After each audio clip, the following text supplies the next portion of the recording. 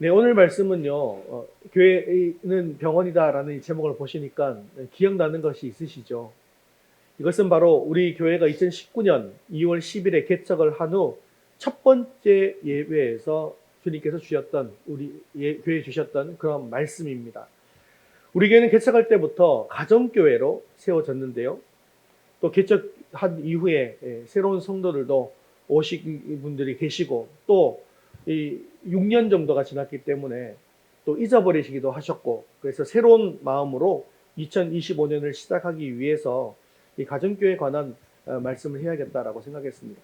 그리고 오늘 이 말씀은 이 가정교회에 있어서 굉장히 중요한 말씀이기 때문에 보통 대략 한 5년 정도 주기로 한 번씩 꼭 이렇게 계속해서 반복해서 하는 설교이기도 합니다. 우리가 개척을 하고 6년이 지나고 이제 7년 차에 접어들게 되었는데요. 올해는 하나님께서 우리에게 개척 교회를 하게 하시면서 우리에게 주셨던 사명을 다시 세워나가는 그런 원년이 되기를 바라는 그런 마음이 우리에게 있습니다. 그래서 우리가 오늘 말씀 또 이 가정교회에 관련된 이런 말씀들을 들을 때 우리의 마음을 새롭게 하시고 또한 다잡으시고 주님께서 원하시는 그런 교회가 되겠다라고 결단하시면서 나아가는 시간이 되었으면 좋겠습니다. 여러분, 우리 위더스교회는 어떤 캐치프라이즈를 가지고 있는 교회인가요? 우리 위더스교회는 어떤 교회가 되어야 한다라고 여러분들에게 말씀을 드리고 있나요? 여러분 보고 계시잖아요, 지금. 뭐라고 되어 있습니까? VIP에게 가서 섬김으로 영혼 구원하여 제자 삼는 교회. 이게 바로 우리 교회의 캐치프라이즈입니다. 우리 교회는 VIP에게 가서 섬김으로 영혼 구원해서 제자 삼는 교회가 되어서 하나님을 기쁘시게 하고 이웃을 행복하게 하는 교회가 된다라는 것이 바로 우리 교회의 목표입니다. 우리 위더스 교회는 이런 교회를 세우기 위해서 신약의 초대교회의 모습을 배워서 하나님께서 바라시고 하나님께서 기뻐하시는 그런 바른 교회를 세우고자 합니다. 이렇게 신약 초대교회를 회복하려고 고민하면서 교회를 세우고 있는 곳들이 바로 가정교회 시스템을 갖추고 있는 교회들인 것이죠. 가정교회라고 하면요, 어떤 분들은 이단으로 생각하는 경우들도 종종 있습니다. 그래서 우리 교회는 가정교회로 하는데 이렇게 하면 가정교회 그 통일교 아니야? 이렇게 얘기하시는 분들도 계셔요. 왜냐하면 통일교회가 가정교회라는 용어를 먼저 사용했기 때문이죠. 그래서 생길 수 있는 오해이기도 합니다. 하지만 위더스 교회는 대한예수교 장로회 합동측 교단에 속해 있죠. 그래서 이단교회 시스템으로는 운영할 수가 없습니다. 만일 우리 교회가 이단교회 시스템으로 운영하고 있다라고 하면 바로 제명을 당하고 저는 면직이 되죠. 그래서 그렇게 할 수는 없는 것이죠. 그래서 우리 교단은 사실 신학적으로는 상당히 보수적인 측에 속합니다. 그래서 우리 교단에서 가장 중요한 교리 중에 하나가 제일 첫 번째 교리가 뭔지 아세요? 제일 첫 번째 교리? 제일 중요한 첫 번째 교리. 오직 성경. 오직 성경입니다. 그래서 성경에 있는 그대로 하는 것이 제일 첫 번째 교리인데 이 가정교회는요, 제가 처음에 말씀드렸던 것처럼 초대 신약교회의 모습을 회복하는 운동이라고 했잖아요. 그러면 성경으로 돌아가는 거예요? 안 돌아가는 거예요? 성경으로 돌아가는 거예요. 그래서 아주 보수적이라고 하는 대한예수교 장로의 합동측 교단에서도 이 가정교회는 인정이 되고 있습니다. 그리고 우리 수원노회 안에서는요, 용인의 수지제일교회라고 하는 것이 가정교회로 전환해서 성공적으로 운영하고 오래된 그런 교회이고요. 그리고 또 우리 노회에서 50년이 넘은 또 큰 교회 중에 하나인 와우리 교회도 가정교회 시스템으로 운영이 되어지고 있습니다. 그래서 혹시나 이게 이단이 아닌가 그렇게 걱정하실 필요는 없다라는 것이죠. 이제 우리는 그래서 하나님께서 허락하신 이 위더스 교회를 가정교회 기반 아래에서 하나님께서 기뻐하시고 이웃을 행복하게 하는 그런 교회로 세워나가기만 하면 된다는 것이죠. 그래서 오늘 이 말씀을 통해서 우리의 신앙도 새롭게 하시고 교회도 바로 세울 수 있는 저와 여러분 되시기를 주님의 이름으로 축원합니다. 여러분, 교회가 잘 되면요, 우리 가정도 잘 되고, 우리 개인도 잘 되고, 우리 사업도 잘 되고, 엄청난 축복을 누리게 됩니다. 물론 성경에 그렇게 되어져 있죠. 교회가 건강하고 성도님들이 행복하고 목회자가 행복하면 우리 가정들은 다 평화롭고 하나님을 사람들이 경외하는 사업과 기업도 융성하게 되죠. 그래서 세상에 나아가 우리들은 소금과 빛의 역할을 잘 감당할 수 있게 되어지는 것입니다. 그렇기 때문에 우리는 건강한 교회, 행복한 교회, 그리고 하나님께서 기뻐하시는 교회가 될 수 있도록 힘쓰고 노력해야 하는 것이죠. 그리고 이를 위해서 열심히 기도해야 하는 것입니다. 이렇게 초대교회의 모습을 회복하고 성경적인 교회를 세우려고 힘쓰다 보면 저절로 여러분들은 신앙생활에 힘을 내고 또 교회도 열심히 나올 수밖에 없게 되어지는 것이죠. 이렇게 우리 삶에서 교회의 이 비중이 높아지게 되어지면 교회에 대한 기대치조차도 이렇게 높아지게 되는 것이죠. 그런데 이 문제는요, 교회에 와서 높아진 기대치를 만족시키기보다는 또 실망하는 경우들도 굉장히 많이 있더라는 것입니다. 실망을 넘어서 어떤 분들은 환멸까지도 느끼더라는 것이죠. 그리고 실망을 맛보고 환멸을 맛보면 어떻게 합니까? 또 다른 교회를 찾아갑니다. 이게 바로 현대인들의 신앙 패턴입니다. 교회에 오면 사랑을 받을 줄 알았는데 의외로 이전부터 교회 다니신 분들이 똘똘똘 뭉쳐가지고 다른 사람들은 비집고 들어갈 틈을 안 줍니다. 또 교회 가면 예수 믿는 사람들이 많으니까 거기 가면 다 정직하게 사는가 했더니 사업하는 사람들이 부정하게 사업하는 이야기들이 심심찮게 들려옵니다. 그래서 세상 사람들과 다를 바가 없습니다. 교회 가면 용서가 많을 거라 생각했는데 교회 안에서도 서로 머리가 터지도록 싸우더라는 것이죠. 그러니까 교회에 와서 실망을 안 할 수가 없더라는 것입니다. 그래서 어떤 사람들은 그러면 교회가 무슨 소용이 있나? 내가 하나님과 올바른 관계에 서 있으면 되지. 이런 사람들 많죠. 그래서 교회는 안 나가고 있는데 혼자서 예배 드린다는 거예요. 나는 하나님께 기도도 열심히 한다는 거예요. 그래서 교회는 포기하고 집에서 예배만 드립니다. 그런데 가정에서 그렇게 혼자 드리는 예배도 몇 주일 드리다 보면 흐지부지. 여러분 이미 코로나 때 가정에서 영상 예배 해보셨지 않습니까? 여러분 영상 예배 하시면서 지금처럼 막 이렇게 옷 탁 차려입고 자리에 탁 앉아가지고 이렇게 하신 적이 있으시겠죠. 근데요, 통계를 보면요, 그냥 누워서 예배 드리기도 하고 그냥 씻지도 않고 예배 드리기도 하고 그랬다는 경우가 굉장히 많지 않습니까? 그리고 그렇게 예배 드리다가 교회 또 나와요, 안 나와요? 안 나오는 경우들도 많아졌다. 이게 통계에 있지 않습니까? 그런데 영상 예배조차도 이런데 혼자서 예배 드리니까 어떻게 됩니까? 흐지부지 이제 신앙이 멀어져 가더라는 것입니다. 그래도 어떤 분들은요, 그래 나는 교회를 포기할 수 없어. 그래서 어딘가에는 내가 추구하는 사랑이 많은 교회가 있을 거야. 용서하는 교회가 있을 거야. 내가 이상적으로 생각하는 교회가 있을 거야 라고 생각해서 여기저기 이 교회 갔다가 저 교회 갔다가 요 교회 갔다가 저 교회 갔다가 해봅니다. 그런데 어디를 가도 다 마찬가지라는 것이죠. 처음에는 자기를 이렇게 반기는 것 같았어요. 그런데 가만히 보니까 그냥 이것은 자기를 교인으로 포섭하기 위한 피상적인 행동이었을 뿐이다 라는 것이죠. 조금 더 지나니까 관심이 없더라는 거예요. 또 어떤 교회는 문제가 없는 교회처럼 보였어요. 그런데 몇 주 다니면서 들여다보니까 목사님이랑 장로님이랑 피 터지게 싸우고 있더라는 거죠. 그래서 또 다른 교회 찾아갑니다. 내 자신이 맞는 가장 이상적인 교회를 찾아 나섭니다. 그런데도 그 교회를 찾을 수가 없더라는 것이죠. 자, 그러면 우리는 이상적인 교회를 어디서 찾으면 되겠습니까? 제가 어디로 가자 했죠? 성경으로 돌아가자 했잖아요. 성경에서 이상적인 교회를 한번 찾아보면 되지 않겠습니까? 성경에는 여러 교회들이 나오고 있는데요.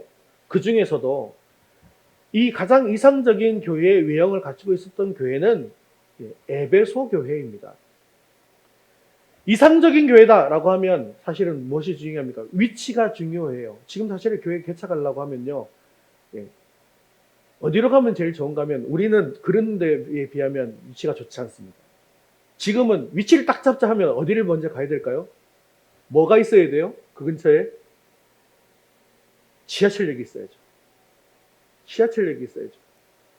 누구든지 지하철을 타고 딱 내리면 딱 갈 수 있는 그 자리. 그 자리는 싸요? 비싸요? 비쌉니다. 비쌉니다. 그래서 가장 이상적인 위치를 차지하고 있어야 좋은데요. 그런데 에베소는요, 소아시아 지역의 교통의 중심지입니다. 또 이상적인 교회가 되려면 지역의 문화 수준도 높아야 되겠죠. 에베소 교회는요, 이 조건도 충족시키더라는 것이죠. 그래서 그 당시 많은 여성들이요, 세계의 많은 여성들이 이 에베소에 한번 가보는 것이 소원이었다는 거예요. 예전에 터키로 성지순례를 갔다 온 적이 있는데요. 지금 에베소에 가보면 지금도 2000년이 지났잖아요. 2000년이 훨씬 지났음에도 불구하고 지금 현재도 가보면 다 부서져 있어요. 그럼에도 불구하고 굉장히 아름다운 모습을 간직하고 있는 것이 바로 에베소입니다. 이곳은 문물의 중심지일 뿐만 아니라 애굽에 있는 피라미드와 더불어서 실대 불가사의 중에 하나인 아르테미스 신전도 있었던 것입니다. 나중에 기독교가 공인이 되면서 그 신전에서 예배드린 흔적도 나오고 있는 것이죠. 또 유명한 것이 있어요. 여러분, 두란노 서원 아시나요? 두란노 서원? 예, 그 유명한 두란노 서원도 에베소에 있습니다. 또 이상적인 교회가 되려면요, 사실은 누가 이 교회를 설립했는가, 이것도 굉장히 중요하지 않겠습니까? 그런데 그 당시 가장 능력 있는 목사님이 누구셨을까요? 가장 유명하고 가장 능력 있는 목사님, 바울이요. 예, 이 에베소 교회는 바울이 설립한 교회입니다. 그렇기 때문에 에베소 교회는 가장 이상적인 교회가 될 수 있는 모든 조건들을 다 갖추고 있는 셈입니다. 그런데요, 아무리 설립을 잘해도 제자 훈련이 안 되어 있으면 아무 소용이 없겠죠. 그런데요, 사도 바울은 에베소 교회 성도들을 3년 동안 훈련시켰습니다. 근데 사도 바울이라고 우리가 부르잖아요. 바울 목사 이렇게 안 부르잖아요. 그럼 바울의 직책이 뭐예요? 사도잖아요. 그죠? 이 사도는 이 복음이 필요한 곳에 보냄을 받은 자라는 뜻이거든요. 보냄을 받은 자. 그렇기 때문에 현재 목사님들과는 조금 다르게 사역한 것입니다. 그래서 복음이 들어가지 않은 곳에 찾아가서 거기서 복음을 전하고 그곳에 교회를 세우고 그곳에 다른 목사님을 세운 다음에 그곳을 떠나는 것이 바로 사도들의 사명이었다라는 것이죠. 그래서 데살로니카 같은 교회는요, 사도 바울이 세웠거든요. 사도 바울이 세우고 난 뒤에 3년이 아니라 거의 3주 만에 떠나게 됩니다. 뭐 이렇게 원래 이 정도예요. 길어봤자 한 달, 두 달. 근데 이 3년 동안 이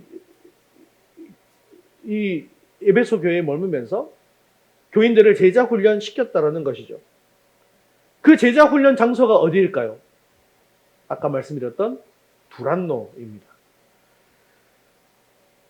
자, 지금만 보더라도 지하철역 바로 앞에 사람들이 많이 다니는 교통의 요지에 번듯한 건물을 지어놓고 또 책도 많이 쓰고 신학에도 정통하고 저명한 그런 목사님이 교회를 담임하고 제자 훈련도 철저하게 하는 교회다라고 한다면 3년 만에 엄청난 교회로 부흥할 수가 있게 되지 않겠습니까?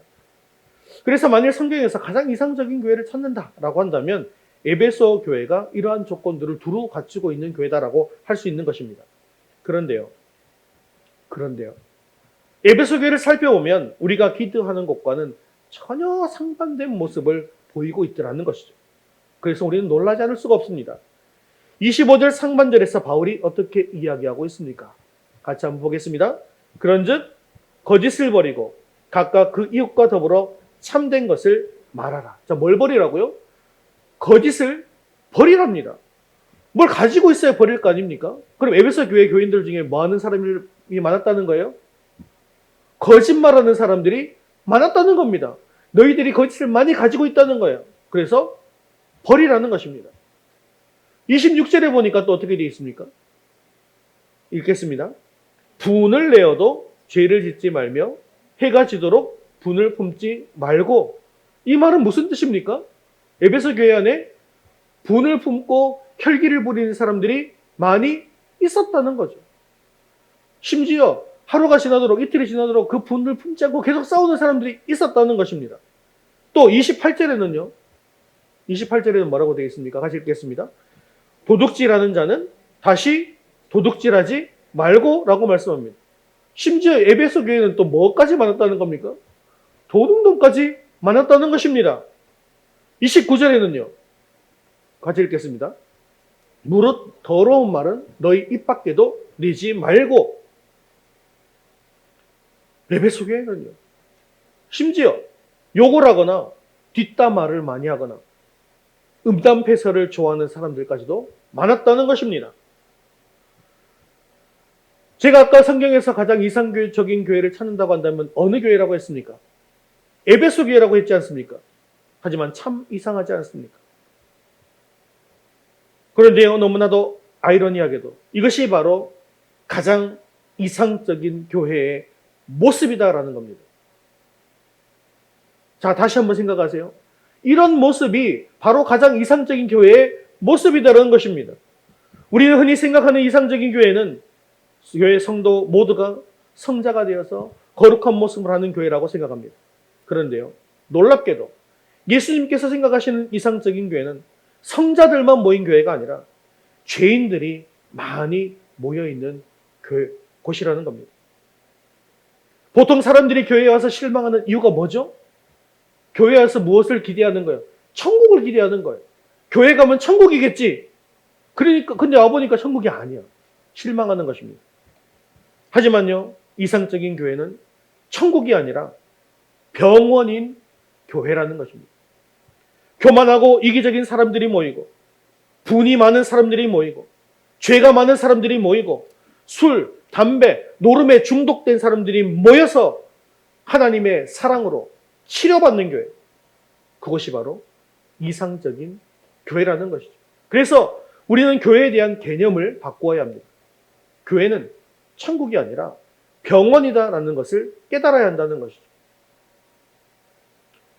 여러분, 오늘 병원에 갔어요. 갔는데 가봤더니 막 깁스한 사람이 막 돌아다녀요. 손가락도 부러져 있고요. 머리는 터져서 여기 막 반창고 붙이고 있고요. 아파서 소리를 지르는 사람이 있고요. 수술하는 사람들이 막 있고요. 막 이런 사람이 병원에 있으면 여러분 들어가면서 깜짝 놀라면서 들어가십니까? 아니면 그냥 들어가십니까? 어때요? 그런 사람들 많으면 깜짝 놀라요? 그냥 들어가요? 그냥 들어가잖아요. 왜 그렇습니까? 이게 너무나도 당연한 일이기 때문입니다. 그렇기 때문에 교회에 왔는데요. 또 가봤더니 이기적인 사람, 교만한 사람, 건방진 사람, 세속적인 사람, 이런 사람들이 교회에 막 가득 있는 거예요. 그럼 들어가서 깜짝 놀라야 되겠습니까? 교회는 뭐라고요? 교회는 병원이라는 거예요. 그럼 그런 사람들이 많으면요, 정상적인 교회구나 라고 생각해야 된다는 것입니다. 왜 그렇습니까? 가장 이상적인 교회는 천국이 아니라 병원이기 때문입니다. 어떤 병원에 갔더니 그 병원에 실력이 출중한 막 세계에서 최고인 의사들만 가득 있어요. 들어갔더니 환자는 하나도 없어요. 그 병원은 성공할까요? 망할까요? 성공하는 병원이에요? 망하는 병원이에요? 망하는 병원입니다. 의사들만 가득하면 병원이 아닙니다. 거기는 학교죠. 병원에는 의사가 많아야 됩니까? 환자가 많아야 됩니까? 환자가 많아야 하는 것입니다. 그리고 병원은 그 환자를 데리고 뭐 하는 곳이에요? 치료하는 곳입니다. 그런데 우리는 교회가 천국이 되기를 바라는 거예요. 교회 안에 성자들만 가득하기를 바라는 거예요. 교회 안에 교수님, 의사들만 가득하기를 바라는 거예요. 그 교회는 망해요, 안 망해요? 망하는 것입니다. 왜요? 환자가 없으니까요. 여러분, 따라해 봅시다. 교회는 병원입니다. 더 크게 하셔야죠. 여기 이제 중요하다니까요. 아니, 지금 6년 만에 또 설교하잖아요. 똑같은 본문으로, 똑같은 내용으로 또 설교하잖아요. 교회는 병원입니다. 자, 이어서, 교회는 병원입니다. 그래서 교회에도 환자가 모이는 겁니다. 그리고 그 환자들을 치료하는 곳이 교회입니다. 그렇기 때문에 환자들은요, 다른 사람만 환자라고 생각하면 안 돼요.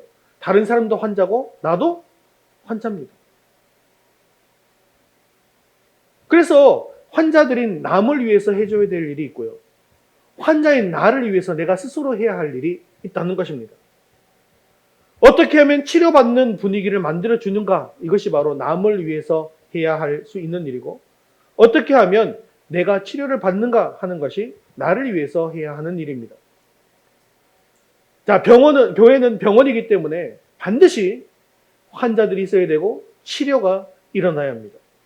그렇다면 우리가 남을 위해서 할 수 있는 일이 무엇일까요? 우리 첫 번째 같이 읽겠습니다. 크게 읽으셔야 합니다. 시작. 용서하는 교회가 됩시다. 바울은 교회가 병원이 되기 위해서 우리가 남에게 해줄 수 있는 것이 무엇인지 다음과 같이 이야기하고 있습니다. 32절 말씀 같이 읽겠습니다.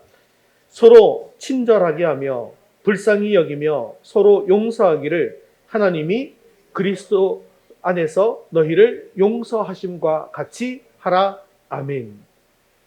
교회가 치료 역사가 일어나는 참된 병원이 되기 위해서 가장 먼저 필요한 것은 친절한 마음, 불쌍히 여기는 마음, 용서하는 마음이라는 것이죠. 그렇기 때문에 용서하는 분위기가 교회에서는 반드시 필요한 덕목입니다. 그래야만 교회에서 치료가 이루어지기 때문이죠. 자, 얼굴에 마비 증세가 있어서 입원한 환자가 있습니다.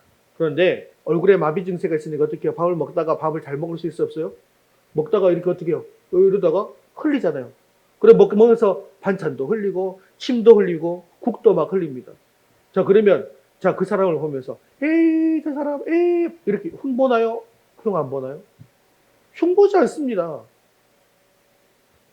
마비 증세를 치료받기 위해서 병원에 입원한 사람이 이런 음식들을 흘리는 건 당연한 일입니다. 그래서 어떻게 해요? 흘리는 것을 가서 닦아주고 치워주고 또는 필요하면 먹여드리기도 하고 하는 것이죠. 이건 너무나 당연한 일이기 때문입니다. 마찬가지로 어떤 사람이 자신의 이기적인 마음을 가진 채 교회에 왔습니다. 자, 그러면 그 사람하고 에이 저 사람 너무 이기적인 사람이야. 저 사람 왜 저렇게 이기적이지? 이렇게 흉보면 될까요? 안 될까요? 안 된다는 거예요. 이기적인 사람이, 그런 병을 가진 사람이 교회에 오는 것이 당연한 것이기 때문입니다. 그러므로 그 사람을 흉보는 것이 아니라 오히려 병원에서처럼 뭘 해야 된다는 거예요? 용납해야 된다는 거예요. 괜찮아. 라고 용납해야 된다는 거예요. 보통 누군가가 사람들이 많이 있는 곳에서 모여 앉아 있는데 뿡 소리가 났어요. 그러면 어떻게 하죠? 서로 이렇게 쳐다보죠. 혹시 네가 낀 거 아니냐? 이렇게 하는 것이죠. 그러면서 또 한 사람은 얼굴이 벌게져서 부끄럽고 무안합니다. 그런데 어떤 곳에서는요, 아내가 방귀를 뽕 꼈습니다. 그랬더니 남편이 너무 좋아합니다. 어디서 그럽니까? 수술하고 난 뒤에요. 수술하고 난 뒤에는 뭐예요? 방구가 나와야 뭘 할 수 있어요? 밥을 먹을 수 있잖아요. 그러니까요. 그때는 또 너무나 좋아하지 않습니까? 방귀를 뀌었다고 기뻐하는 곳, 이곳이 어디라고요? 병원입니다. 교회는요, 방귀를 뀌었다고 기뻐할 수 있는 곳이 되어야 합니다. 교회도 병원이라는 것을 기억하십시오. 다른 사람의 아직 변하지 않는 모습에 대해서 흉보지 마시고 조금이라도 변하고 있는 모습을 칭찬하시기 바랍니다. 또한 우리가 서로 치료받는 분위기가 되기 위해서는 가족적인 분위기가 되는 것이 중요합니다. 우리가 예배를 마치고 나면 지금 좀 간이로 목장을 하고 있었는데요. 이 목장이 바로 가정교회입니다. 교회가 가정처럼 이 가족적인 분위기가 되기 위해서는 호칭을 또 조금 바꿔주는 것도 방법이 될 수 있습니다. 제가 교회에서는 목사님으로 불리지만 집에 가면 어떻게 불립니까? 아빠, 네. 또는 여보, 또는 자기, 이렇게 불리지 않습니까? 집으로 가시면 집사님들도 마찬가지일 것입니다. 그렇기 때문에 목장에서는 평소에는 집사님, 이렇게 부르다가도 한 번쯤은 또 어떨 때는 형제님, 자매님 불러도 괜찮다는 거예요. 우리는 교회 안에서 형제, 자매가 맞잖아요. 그렇죠? 그렇기 때문에 형제님, 자매님이라고 가족 같은 그런 가족의 호칭을 부르면 가족 같은 따뜻함을 가질 수 있는데 도움이 되기 때문입니다. 여러분, 그래 지금 한번 불러볼까요? 자, 형제님, 자매님, 교회는 병원입니다. 옆에 보고 한번 얘기해 보세요. 자, 형제님, 네, 자매님, 교회는 병원입니다. 교회는 병원이랍니다. 예, 이렇게. 그렇습니다. 교회는 병원입니다. 그렇기 때문에 교회 곳곳이 치료실이 되어야 합니다. 누군가가 이기적이고 교만하고 건방진 모습을 보일 때, 세속적인 모습을 보일 때 하나님의 방법으로 친절하게 대하고 불쌍히 여기고 용서하시기 바랍니다. 교회는 실수해도 용납되는 곳이다 라는 가정 같은 분위기가 조성되어야 합니다. 그럴 때 우리 위더스 교회 안에서 치료의 역사가 일어날 줄로 믿습니다. 교회는 병원이다라는 사실을 기억하시고 그 어떤 사람이라 할지라도 친절하게 대하시고 불쌍히 여기시고 용서하심으로 하나님께서 주시는 그런 치료의 역사가 가득한 교회가 될 수 있기를 주님의 이름으로 축원합니다. 자, 두 번째로는 나를 위해서 이제 해야 할 일입니다. 자, 같이 한번 두 번째 읽겠습니다. 긍정적으로 사는 교회가 됩시다. 자, 이것은 교회에서 나 자신이 치료받기 위해서는 부정적인 것을 긍정적인 것으로 바꿀 수 있어야 한다는 것입니다. 바울은 언제나 하지 말라라고 말했어요. 하지 마는 것은 뭐예요? 부정적인 것이죠. 그런데 그 다음에는 반드시 무엇을 하라라고 하는 것을 볼 수 있습니다. 이것은 바로 긍정적인 것이죠. 그래서 우리도 하지 말자보다는 하자라고 하는 것이 좋다는 것입니다. 사람들의 마음은 삐뚤어져 있기 때문에요. 하지 말라 하면 더 하고 싶은 거예요. 그래서 아담과 하와가 하나님께서 하지 말라 하신 선악과를 따먹은 죄를 저지른 거 아니겠습니까? 바울은 이 원리를 너무나도 잘 알고 있습니다. 그래서 하지 말라라고 이야기한 이후에 바로 이어서 하라라고 권면하는 것입니다. 28절 볼까요? 28절 읽겠습니다. 도둑질하는 자는 다시 도둑질하지 말고 돌이켜 가난한 자에게 구제할 수 있도록 자기 손으로 수고하여 선한 일을 하라. 자, 도둑질하는 자는 다시 도둑질하지 말고 라고 하는 말에 이어서 돌이켜 가난한 자에게 구제할 수 있도록 자기 손으로 수고하여 선한 일을 하라 라고 이렇게 말씀하는 것을 볼 수가 있죠. 즉 이제부터는 나는 남의 것을 훔치지 않겠다라는 결단으로 끝나는 것이 아닙니다. 그것은 잘못된 것은 회개하고 버리고 한 걸음 더 나아가 옛날에는 내가 빼앗고 훔치는 사람이었어요. 하지만 이제는 열심히 수고해서 남에게 베푸는 사람이 되겠습니다라고 결단하는 것입니다. 29절에도 볼까요? 읽겠습니다. 무릇 더러운 말은 너희 입 밖에도 내지 말고 오직 덕을 세우는데 소용되는 대로 선한 말을 하여 듣는 자에게 은혜를 끼치게 하라. 더러운 말은 너희 입 밖에도 내지 말고 라고 말한 즉시 또 오직 덕을 세우는데 소용되는 대로 선한 말을 하라. 그래서 그 말을 듣는 자에게 은혜를 끼치도록 하라 말씀하는 것입니다. 즉 내 자신이 치료받기 위해서 하지 말라라는 데서 끝나지 않고 하라는 데까지 이르러야 한다는 것입니다. 여러분, 간이 손상돼서 병원에 가시면 의사가 가장 먼저 하는 말이 뭐죠? 술 많이 드시죠? 술 드시면 안 돼요. 일 중독이시죠? 과로하시면 안 됩니다. 라고 하죠. 이게 뭡니까? 바로 나쁜 습관을 끊어내는 것입니다. 그런데 그것만 하면 병이 낫습니까? 아니라는 거죠. 간에 좋은 음식도 먹고 약도 처방받아서 먹어야 합니다. 필요하면 수술도 해야 합니다. 이처럼 우리의 영혼의 병을 고치기 위해서는 그저 하지 말라가 아니라 하나님의 뜻대로 해야 한다라는 것에 우리의 초점을 맞추어야 한다는 것이죠. 우리가 사실 2024년 송년주일에 같은 본문으로 말씀을 받지 않았습니까? 똑같은 본문이에요. 그때 우리의 결단이 무엇이었습니까? 지금까지 내가 가지고 있던 나쁜 습관들을 버리겠다라는 것이었습니다.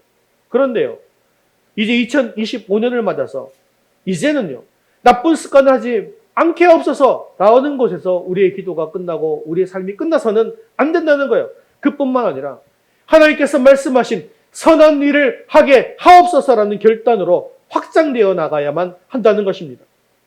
우리가 2025년을 시작하면서 새해의 결단들이 생기셨을 것입니다. 그러면 여러분들의 새해 결단이 무엇이든지 간에 부정적인 것 많이 그런 것이 있었다면, 하지 않겠습니다 라는 것이 있었다면 거기서 내가 이렇게 하겠습니다 라는 긍정적인 표현으로 바꾸어 보시기 바랍니다. 자, 교만한 사람들이 겸손해지려면 남을 만날 때마다 자신을 자꾸 낮춰야 되는 거예요. 이 쉬워요, 어려워요? 굉장히 어렵습니다. 나를 낮춘다고 하는 것이. 노력은 해보지만 너무나 힘든 것이 현실입니다. 그럴 때는요, 어떻게 하면 좋습니까? 내가 높아져 있지만 다른 사람을 나보다 더 높여주면 나는 어떻게 돼요? 낮아진 사람이 되어지는 거죠. 내가 굳이 그 사람보다 낮아질 필요가 없이 다른 사람을 높여버리면 되는 거 아니겠습니까? 그러면 저절로 내가 낮아지는 것입니다. 그런데요, 이게 진짜 겸손인 거예요. 나를 막 낮추겠다고 오히려 얘기하다 보면 오히려 사람들이 가식으로 느낄 수도 있다는 거죠.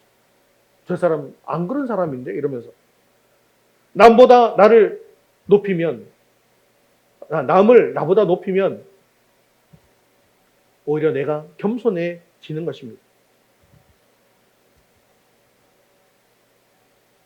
하나님께서 교회를 병원으로 만들어 주셨고 성령께서 교회에 역사하시기 때문에 우리에게는 반드시 변화가 일어나고 치료가 일어납니다. 만일에 교회 다니고 신앙생활 한다고 하면서 1년이 지나고 3년이 지나고 5년이 지나고 또 생활이나 사고방식이나 습관 가운데 아무런 변화가 없다면 우리가 교회 생활을 제대로 하고 있지 않다는 뜻입니다. 왜냐하면 교회는 병원이기 때문입니다. 우리 가정에서 가정생활도 사실은 또 작은 교회라고 여러분 생각해 보시기를 바랍니다. 혹시나 가정 안에 불화가 있다고 한다면 또 혹시나 내가 자녀나 배우자에게 또 잔소리를 많이 하는 경우라고 한다면 내가 이제 잔소리를 하지 말아야겠다라고 결심할 수 있지 않겠습니까? 그러면 또 이것도 잔소리를 하지 않겠다라는 건 부정적인 거잖아요. 이걸 또 긍정적으로 바꿔볼 수 있죠. 어떻게 바꿀 수 있겠습니까? 잔소리를 하지 않되 뭘 많이 하면 됩니까? 칭찬을 많이 하면 되겠죠. 아주 작은 것 하나라도 내가 칭찬을 해주겠다. 평소에 불평불만이 많아서 불평하지 말아야겠다라고 결단했다면 이제는 내 입에서 나오는 것은 감사하는 말만 나와야겠다라고 결단하는 것입니다. 자, 이렇게 긍정적인 삶을 살아갈 때 나 자신이 치료될 뿐만 아니라 주위 사람까지도 치료된다는 것이죠. 사랑하는 성도 여러분, 우리 이더스 교회를 치유의 역사가 일어나는 병원으로 만들어 나갈 수 있기를 주님의 이름으로 축원합니다. 어떤 모양의 아픈 사람 분들이라 할지라도 미더스 교회에 와서 자신의 문제와 아픔까지도 다 깊이 내어 보일 수 있는 그런 병원의 분위기로 만들어 나갑시다. 그래서 저와 여러분도 하나님의 사랑으로 치유받고 하나님의 능력으로 변화받는 교회를 만들 수 있기를 바랍니다. 그러면 구체적으로 어떻게 하면 이런 교회를 만들어갈 수 있겠냐라는 거예요. 그것은 교회를 작은 교회로 만들면 됩니다. 물론 우리 위더스 교회는 작은 교회잖아요. 그렇기 때문에 큰 교회보다는 상대적으로 가족적인 분위기를 쉽게 만들 수가 있습니다. 하지만 교회가 성장하고 부흥해서 30명, 50명, 100명, 200명, 300명 이렇게 되다 보면요. 어떻게 됩니까? 예배 드리고 난 뒤에 집에 가기 바쁘고 교제할 수 있는 시간이 없게 되어지죠. 그러면 이런 치료가 잘 안 일어나게 됩니다. 그렇기 때문에 금요일 저녁에 다시 모이는 거죠. 모여가지고 함께 식사하고 찬양한 후에 하나님께 감사한 일들을 나누고 힘들고 어려웠던 인생의 문제들과 영적이고 육적으로 힘든 부분들을 나누면서 기도할 때 성령께서 만져주셔서 응답의 역사들이 일어나게 되는 것이죠. 또한 하나님께서 말씀하셨던 그 말씀의 씨앗들을 우리 마음밭에 심어서 열매가 맺히게 되어지면 그 열매들을 나누면서 하나님께 감사하고 또한 치유의 능력들이 일어나게 되는 것입니다. 그리고 이런 일들은 가족과 같은 작은 교회에서만 일어나게 되어지는 일이지요. 그러면 앞으로 우리 위더스 교회가 부흥해서 좀 더 큰 교회가 되면 이런 분위기가 띄어지는 것일까요? 아닙니다. 지금 우리는 목장이 하나밖에 없어요. 하지만 이 목장이 부흥해서 분가하게 되죠. 그러면 또 그 목장들이 부흥하면 또 반으로 갈라서 분가하고 이렇게 분가하면 목장 교회, 가정교회들이 점점점 늘어나게 될 것입니다. 그리고 그 가정교회들이 주일에 연합해서 예배드리면서 말씀의 씨앗을 받고 또 그 말씀의 열매들을 나눠 먹는다면 계속해서 가족적인 분위기를 이어갈 수 있는 것이죠. 그런데요, 우리가 목장으로 모여서 예배드리는 가정교회는 교회 안에 한 구역이 아니에요. 이 구역, 이 구역, 이 구역이 아니라는 거예요. 그 교회 자체가 진짜 교회입니다. 그래서 이 교회를 가정교회라고 하는 것입니다. 찬양이 있고요, 예배가 있고요, 가르침이 있고요, 친교가 있고요, 선교가 있습니다. 무엇보다도 병원과 같이 치유의 역사가 일어나는 작은 교회라는 것이죠. 그렇기 때문에 목장은 교회면서도 그 구성원들은 다 한 가족과 같은 존재들이 되어야 한다는 것입니다. 지금까지는 배우자와 자녀들만이 한 가족이었지만 이제부터는 가정교회 목장의 목원 모두를 자기 가족으로 생각해야 한다는 것입니다. 그래서 그들 앞에서 내 연약함도 내어 보일 수 있고 또 문제가 생겼을 때는 스스럼 없이 도움을 요청할 수 있어야 합니다. 이러한 가정교회들이 연합해서 위더스 교회를 이루어 가게 된다는 것이죠. 그러면 또 이 대그룹 교회에서는요, 가정교회가 단독적으로 할 수 없는 일들인 이런 주일 연합 예배나 또 훈련이나 선교사 파송이나 이런 일들을 책임진다는 것이죠. 하지만 교회 모든 사역은 또 가정교회를 통해서 또 일어나게 되어진다는 것입니다. 또한 우리는 이 가정교회를 통해서 심령의 치유를 뿐만 아니라 참된 사랑도 맛보아야 하는데요. 우리가 이웃을 사랑해야 된다라는 이야기는 이 교회에 오면 늘상 듣는 이야기 아닙니까? 또 설교를 통해서 늘상 듣습니다. 그런데 구체적으로 사랑할 방법이 마땅하지 않습니다. 언제, 어디서, 누구를 어떻게 사랑해야 할지 아주 막연하기 때문이죠. 그런데 가정교회 안에서는 사랑할 수 있는 대상이 아주 선명합니다. 가정교회 구성원 안에 있는 인원인 보통 6명에서 12명 정도를 목장으로 하거든요. 그러면 그 사람만 사랑하면 되죠. 근데 거기서 VIP하고 또 자녀들까지 포함된다고 한다면 한 2배 정도의 인원이 되지 않겠습니까? 그런데 그 정도의 사람들만 열심히 사랑하면 됩니다. 사랑의 대상이 확실하니까 너무나도 편하다는 것이죠. 그러다가 사랑의 대상이 15명이 넘어가면 또 가정교회를 둘로 나누어서 분가를 합니다. 그러면 또 남은 사람들만 또 사랑하면 되는 것이죠. 그리고 그 사랑의 공동체 안에서 안 믿는 분들인 VIP를 섬기면서 초청하는 것입니다.